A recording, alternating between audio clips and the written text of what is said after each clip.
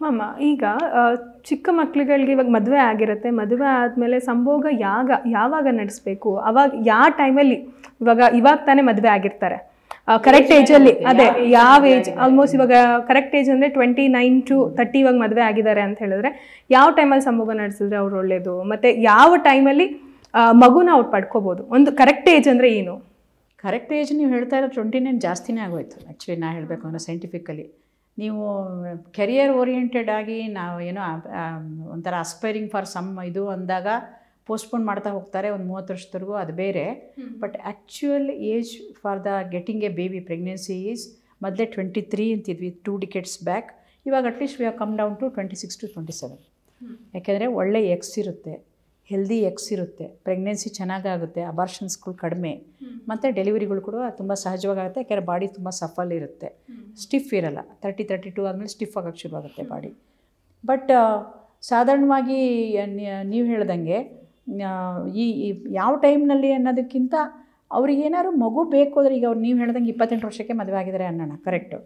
ಅವರಿಗೆ ಮಗು ತಕ್ಷಣ ಬೇಕು ಅಂತಂದರೆ ಅವರು ಸಾಧಾರಣ ಈ ಪೀರಿಯಡ್ಸ್ ಆದಾಗ ಸೆಂಟ್ರನಲ್ ಓವ್ಯುಲೇಷನ್ ಟೈಮ್ ಅಂತ ಬರುತ್ತೆ. ಈಗ 1ನೇ ತಾರೀಕು ಪೀರಿಯಡ್ ಆದರೆ ಮತ್ತೆ 1ನೇ ತಾರೀಕು ಬರಬೇಕು. ಆ ಸೆಂಟರಿಂದ 10ರಿಂದ 20ನೇ ತಾರೀಕು ಅದು ಓವ್ಯುಲೇಷನ್. ಆವಾಗ ಎಗ್ ಬೆಳೆದು ಹೊರಗಡೆ ಹೊಟ್ಟೆ ಒಳಗಡೆ ಬರೋದ್ರಿಂದ ಆ ವೀರ್ಯ ಸೇರಿದರೆ ಮಗು ಆಗುತ್ತೆ ಅಂತ. ಸೊ ಸಾಧಾರಣವಾಗಿ ಒಂದು ನಮಗೆ ಈ ವರ್ಷ ಮಗು ಬೇಕು, 2ನೇ ವರ್ಷ ಬೇಕು ಅಂದರೆ ಅವ್ರು ಮಾಡ್ಕೋಬೇಕು, ಆ ಟೈಮ್ನಲ್ಲೇ ಇರ್ಬೋದು. Other than that for pleasure ಅವರು ತಮ್ಮ ಲೈಂಗಿಕ ಕ್ರಿಯೆ ಮಾಡ್ತಾರೆ, ಅದು ಅವ್ರಿಗೆ ಬಿಟ್ಟಿದ್ದು. ಬಟ್ ಓವ್ಯುಲೇಷನ್ ಟೈಮ್ನಲ್ಲೇ ಮಾಡಬೇಕು. ಮತ್ತು ಅವರಿಗೆ ಅಕಸ್ಮಾತ್ ಇನ್ನೂ ಮಗು ಬೇಡ ಹಾಗೆ ಅಂದರೆ ಆದಷ್ಟು ಅವರು 31-32 ವರ್ಷದವರೆಗೂ ಮುಂದೆ ಹಾಕ್ಬೋದೇನೋ, ನನ್ನ ಒಂದು ವೈಯಕ್ತಿಕ ಒಂದು experience.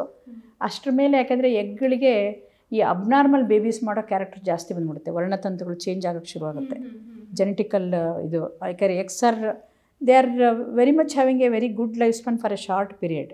It is not with the ವೀರ್ಯನು ಜೆಂಟ್ಸ್ದು, but women eggs are like that designed, they may change their genetical material also.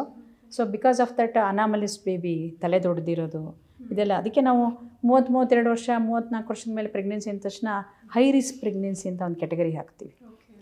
Sheet ಮೇಲೆ ಹೈ ರಿಸ್ಕ್ ಪ್ರೆಗ್ನೆನ್ಸಿ ಅಂತ ಹಾಕ್ತೀವಿ. ಅವರಿಗೆ ಜಾಸ್ತಿ ಬ್ಲಡ್ ಟೆಸ್ಟ್ಗಳು ಹಾಕ್ಬೋದು, ಕೆಲವು ಜೆನೆಟಿಕ್ ಟೆಸ್ಟ್ಗಳು ಹಾಕ್ಬೋದು. ಗಂಡ ಹೆಂಡತಿ ಅವಳಿಗೇ 33 ಇದ್ದರೆ ಹಸ್ಬೆಂಡಿಗೆ 40 ಇರ್ಬೋದು, ಅಲ್ಲೊಂದು ಸ್ವಲ್ಪ ರಿಸ್ಕ್ ಆ್ಯಡಪ್ ಆಗುತ್ತೆ. ಸೊ ಇದೆಲ್ಲ ಕಾರಣಗಳು ನಾವು ಹೇಳ್ಬೋದು. ಈಗ ಇನ್ಫರ್ಟಿಲಿಟಿ ಅನ್ನೋದು ತುಂಬ ದೊಡ್ಡ ಸಮಸ್ಯೆಯಾಗಿ ಕಾಡ್ತಾ ಇದೆ. ಅದೇ ಇತ್ತೀಚಿನ ದಿನಚರಿ ಆಗಿರಬಹುದು, ಮತ್ತು ಇವಾಗ ಜನಗಳ ಒಂದು ಓಡಾಟ ಕಡಿಮೆ ಆಗಿರಬಹುದು, ಮತ್ತು 30 ಆದಮೇಲೆ ಮದುವೆ ಆಗುವಂತಹ ಪ್ರವೃತ್ತಿ ಹೆಚ್ಚಾಗಿರಬಹುದು. ಈ ಒಂದು ಇದಕ್ಕೆ ಒಂದು ನಾರ್ಮಲ್ ರೀಸನ್ ಏನು ಇನ್ಫರ್ಟಿಲಿಟಿಗೆ? ಏನಕ್ಕೆ ಇದಕ್ಕೆ ಕಾರಣ ಏನು? ಏನಕ್ಕೆ ಇಷ್ಟು ಹೆಚ್ಚಾಗ್ತಾ ಹೋಗ್ತಾ ಇದೆ? ಅದೇ ಇವಾಗ ನಾವು ಏನು ಮಾತಾಡಿದ್ವಿ ಅದರೊಳಗಡೆ ಅದರ ಉತ್ತರ ಅಡಗಿದೆ. ಇನ್ಫರ್ಟಿಲಿಟಿ ಅನ್ನೋದು ಆ್ಯಕ್ಚುಲಿ ಎಷ್ಟೋ ಪರ್ಸೆಂಟೇಜ್, ಒಂದು 40-50% ಅವರವರೇ ಮಾಡ್ಕೊಂಡಿರ್ಬೋದು ಅನ್ನೋದು. ಅದೇ ಯಾಕೆಂದರೆ the age of marriage is increased. ಆಮೇಲೆ ಹೆಚ್ಚಿನ ಒಂದು ಅಸ್ಪೈರಿಂಗ್, ತುಂಬ ಕೆರಿಯರ್ ಓರಿಯೆಂಟೆಡು. ಅದಕ್ಕೆ ಅಂದ್ಕೊಂಡು 2-3 ವರ್ಷ ಅವರು ಹಸ್ಬೆಂಡ್ ಆ್ಯಂಡ್ ವೈಫ್ ಕೂಡ ದೂರ ಇರಬೇಕಾಗತ್ತೆ ಒಂದೊಂದ್ಸರಿ, ಬೇರೆ ಬೇರೆ ಊರಲ್ಲಿ ಕೆಲಸ ಮಾಡೋದ್ರಿಂದ. ಸೊ ಹಾಗಾಗಿ ನಾರ್ಮಲ್ ಕಾಪ್ಯುಲೇಷನ್ನೇ ಆಗುತ್ತೆ, ಇನ್ಫರ್ಟಿಲಿಟಿ ಆಗಿರುತ್ತೆ. ಅದು ಇನ್ಫರ್ಟಿಲಿಟಿ ಅಲ್ಲ ಆ್ಯಕ್ಚುಲಿ. ಆಮೇಲೆ ಒಂದು ಅವರು ಮಾನಸಿಕ ಖಿನ್ನತೆಗೊಳಗಾಗ್ಬಿಡ್ತಾರೆ. ಯಾಕಂದ್ರೆ ಅವ್ರಿಗೇನೋ ಬೇಕಾಗಿರೋ ಜಾಬ್ ಸಿಗ್ತಾ ಇಲ್ಲ, ಇಬ್ಬರೂ ಗಂಡ ಹೆಂಡ್ತಿಗೆ. ಅವ್ರದ್ದೇನೋ ಒಂದು ಪಾಪ ಒಂದು ಕನಸಿರುತ್ತೆ, ನಾವು ಹೀಗೆ ಮಾಡ್ಕೋಬೇಕು ಅಂತ, ಅದಾಗ್ತಾ ಇರಲ್ಲ. ಆ ಒಂದು ಮಾನಸಿಕ ಖಿನ್ನತೆ ಬಂದಾಗ ಎಲ್ಲ ಒಂದು ಮನಸ್ಸಿನ ಒಂದು ಚಿತ್ರಣ ಏನಿರುತ್ತೆ ಅಂಡಾಶಯದ ಮೇಲೆ ಹೋಗುತ್ತೆ ಹೆಣ್ಮಗಳಿಗೆ. So what we call ovaries are the mirror of mind ಅಂತೀವಿ ನಾವು. Face is also mirror of mind ಅಂತೀವಿ ಹಾಗೆ. ಸೊ ಯೂಶ್ವಲಿ ಹಂಗೆ ಆದಾಗ ಏನಾಗುತ್ತೆ ಅಂದರೆ ಅಂಡಾಣು ಉತ್ಪತ್ತಿ ವೇರಿಯೇಷನ್ ಆಗುತ್ತೆ. ಸೊ ಇದರಿಂದ ಏನು ಅಂತ ಅಂದರೆ ಅವ್ರಿಗೆ ಆದಷ್ಟು 30-32 ದಾಟಿದಂಗೆ ಅವರು ಮುಂದೆ ಹಾಕೋದೇ ಅವರು ಕಾಪ್ಯುಲೇಷನ್ ಮಾಡ್ಕೊಳ್ಳೋದ್ರಿಂದ ಸಾಧಾರಣವಾಗಿ ಒಂದು ವರ್ಷದಲ್ಲಿ ಒಂದು 60% ಜನ ಪ್ರೆಗ್ನೆನ್ಸಿ ಆಗ್ತಾರೆ. ಬಟ್ ಅವರು ನಮಗೆ 35 ಆಗಲಿ ಆಮೇಲೆ ಪ್ರೆಗ್ನೆನ್ಸಿ ಮಾಡ್ಕೊಳ್ತೀವಿ ಅನ್ನೋರಾದರೆ ನಾವು ಅದಕ್ಕೇನು ಕಾಪ್ಯುಲೇಷನ್ ನೀವು ಇವಾಗಲೇ ಮಾಡ್ಕೊಳ್ಳಿ ಅನ್ನೋದು ನಾವೇನು ಹೇಳಲ್ಲ. ಅವ್ರಿಗೆ ಹೇಗೆ ಬೇಕೋ ಆ ಪ್ಲೆಜರಬಲ್ ಆಗಿರ್ಬೋದು. ಪ್ರೆಗ್ನೆನ್ಸಿ ಬೇಕು ಅಂದಾಗ ಅಂಡಾಣು ಉತ್ಪತ್ತಿ ಸಮಯಕ್ಕೆ ನೀವು ಕಾಪ್ಯುಲೇಷನ್ ಮಾಡ್ಕೊಳ್ಳಿ ಅಂತೀವಿ. That is between that centre part of the period, ovulation period ಅಂತೀವಿ ಅದು. ಅಂದರೆ ಈ ಇನ್ಫರ್ಟಿಲಿಟಿ ಬಂದವರು ಯಾವ ರೀತಿ ತಮ್ಮನ್ನು ತಾವು ಸುಧಾರಣೆ ಮಾಡ್ಕೋಬೇಕು? ಎಕ್ಸಸೈಸಿಂದ ಯಾವ? ಅದೇ ಈಗ ಪಿ ಸಿ ಒನ ಸುಧಾರಣೆ ಮಾಡಿಕೊಂಡ್ರೆ ಅಲ್ಲಿ ಇನ್ಫರ್ಟಿಲಿಟಿ ಕಡಿಮೆ ಆಗೋಯ್ತು. ಯಾಕಂದರೆ ಪಿ ಸಿ ಓಸಲ್ಲಿ ಒಂದು 30% ಇನ್ಫರ್ಟಿಲಿಟಿ ಬಂದ್ಬಿಡುತ್ತೆ ಹಾಗೇ ಇದ್ದರೆ. ಅದೇ ಅವರು ವೆಯ್ಟ್ನ ತಮ್ಮದು ಕಡಿಮೆ ಮಾಡ್ಕೋಬೇಕು. ದಿನಾನು ಮಸ್ಟ್ ಆ್ಯಂಡ್ ಶುಡ್ ಅವರು ಯಾವುದೇ ಎಕ್ಸಸೈಸ್ ಮಾಡಲಿ, ನಾವೇನು ಹೋಗಿ ಜಿಮ್ಮಿಗೆ ಹೋಗಿ ದುಡ್ಡು ಹಾಕಿ ಮಾಡೇನಲ್ಲ, ಸಿಂಪಲ್ ವಾಕಿಂಗ್. ಯೋಗಗಳಂತೂ ಆನ್ಲೈನ್ ಬೇಕಾದಷ್ಟು ಫ್ರೀ ಸಿಗುತ್ತೆ ಇವಾಗ. ಸೊ ಆನ್ಲೈನ್ ವಾಕಿಂಗ್ ಅಲ್ಲಿ ಮಾಡೋದ್ರಿಂದ ತುಂಬ ಹಾರ್ಮೋನ್ಗಳ ವೇರಿಯೇಷನ್ ತುಂಬ ಸಮತೋಲನಕ್ಕೆ ಬರುತ್ತೆ.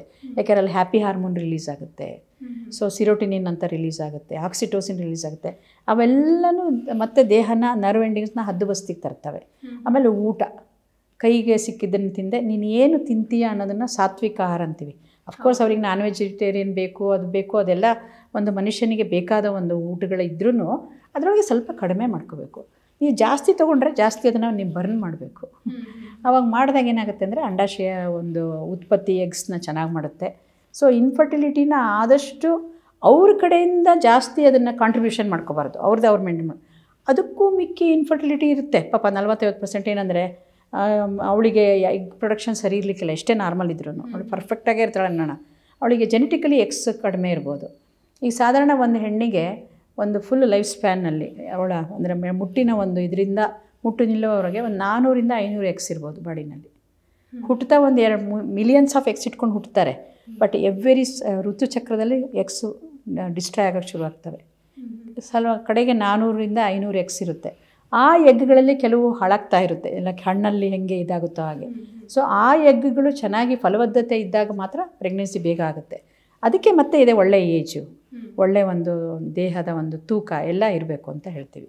ಸೊ ಈ ಒಂದು ಎಗ್ಗಿನ ಪ್ರತಿಕ್ರಿಯೆ ಸರಿಯಾದಾಗ ಅವರಿಗೆ ಮತ್ತೆ ಪ್ರೆಗ್ನೆನ್ಸಿಗಳು ಆಗುತ್ತೆ. ಬಟ್ ಅವರು 35ರಿಂದ ಹೀಗೆ ತುಂಬ ವರ್ಷಗಳ ಆದಮೇಲೆ ಅವರು ಪ್ರೆಗ್ನೆನ್ಸಿ ಮಾಡ್ಕೊಳ್ಳೋಕ್ಕೆ ಹೋದರೆ ಆವಾಗ ಖಂಡಿತ ಎಗ್ಗಿನ ಕ್ವಾಂಟಿಟಿಗಳು ಕಡಿಮೆ ಇರುತ್ತೆ, ಎಗ್ಗಿನ ಜೆನೆಟಿಕ್ ಮೆಟೀರಿಯಲ್ ಡಿಸ್ಟರ್ಬೆನ್ಸ್ ಇರುತ್ತೆ. ಆಮೇಲೆ ಆ ಕಡೆ ಹಸ್ಬೆಂಡ್ ಕಡೆಯೂ ಕೆಲವು ಪ್ರಾಬ್ಲಮ್ಗಳು ಬರುತ್ತೆ, ಅದು ಹೇಳೋಣಂತೆ. ಸೊ ಇದೆಲ್ಲ ಇರೋದ್ರಿಂದ ಏನಾಗ್ಬಿಡುತ್ತೆ ಅಂತಂದರೆ ಅವರಿಗೆ ಪ್ರೆಗ್ನೆನ್ಸಿಗೆ ನಾವು ಹೆಚ್ಚಿನ ಒಂದು ಕೃತಕ ಇವಾಗ ಬಂದಿದೆಯಲ್ಲ ಆಧುನಿಕತೆ, IVF ಮತ್ತು ಆರ್ಟಿಫಿಷಿಯಲ್ ರಿಪ್ರೊಡಕ್ಷನ್ ಹೆಲ್ಪಿಂಗು ಅದೆಲ್ಲ ಬೇಕಾಗುತ್ತೆ. ಅದಕ್ಕೆ ಇವಾಗ ನಮ್ಮ ಹತ್ರ ಸಾಕಷ್ಟು ಇನ್ಫರ್ಟಿಲಿಟಿ ಸೆಂಟರ್ಸ್ ಯಾಕಿದೆ? Because some are man contributed, some are by technology